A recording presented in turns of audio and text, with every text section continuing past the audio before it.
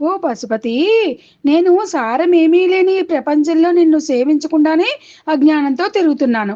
ఓ మహాదేవా, నువ్వు రక్షించడానికి నాకంటే దీనుడు మరొకడు ఉండడు, దొరకడు. నాకు కూడా నీకంటే దీన రక్షకుడు, సర్వసమర్థుడు, మూడు లోకాలకు శరణు వేడదగిన వాడు మరొకడు దొరకడు. కనుక ఓ ప్రభువు, నా యందు దయచూపి నన్ను రక్షించడానికి ప్రయత్నించు. సిద్ధంగా ఉండు తండ్రి. సాక్షాత్తు శంకరుడే కారణజన్ములై ఆదిశంకరునిగా అవతరించి అద్వైతమత స్థాపన, శక్తిపీఠ స్థాపన చేసి సమస్త దేవీ దేవతా స్తోత్రాలను రచించి ఆసీతు హిమాచలం 2 సార్లు పాదయాత్ర చేసిన పరమ మహానీయుడే.